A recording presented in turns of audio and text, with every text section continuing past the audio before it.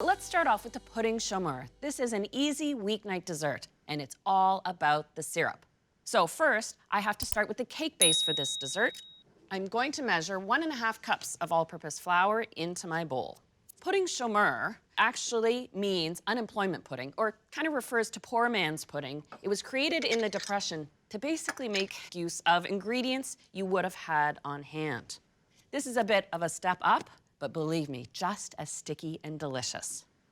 I'll add 1/2 cup of sugar and 1.5 teaspoons of baking powder.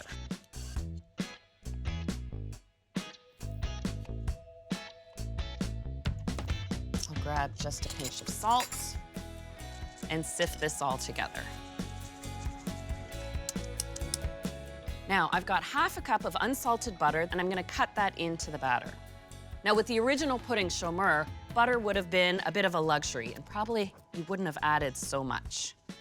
Now, the technique here is really simple. You just need to work in the butter to get rid of the large pieces. There we go. Now for some milk.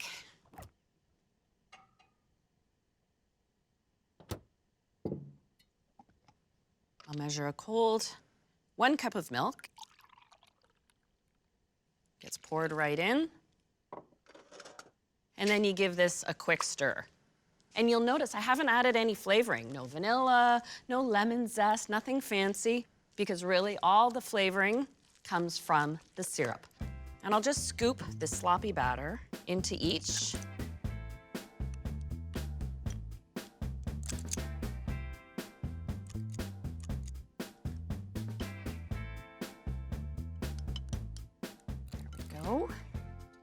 And now moving on to the syrup, I've got my pot here.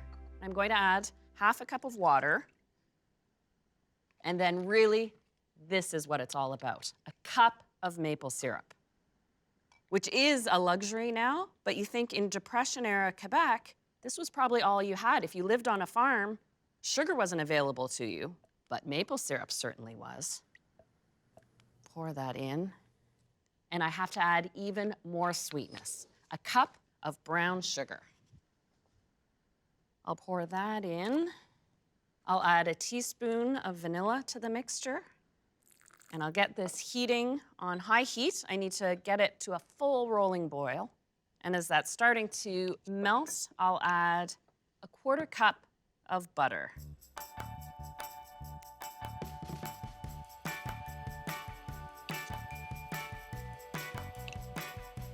You can give this a stir occasionally as you wait for it to dissolve, and then this gets poured over the uncooked cake batter. There we go. It's a lot of syrup, and you're gonna think it's too much syrup to put on these cakes, and I am actually going to completely submerge the cake, pouring the syrup over top, but I can smell that maple. It smells so good.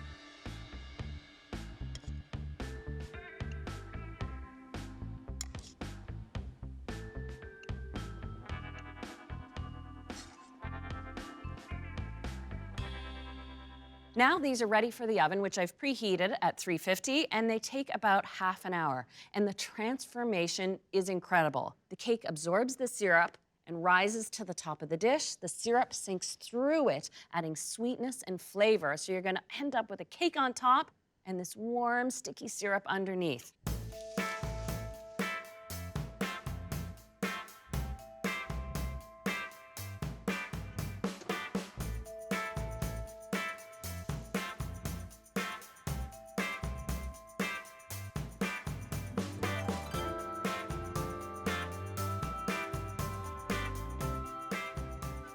Oh, these smell incredible. Oh, spectacular.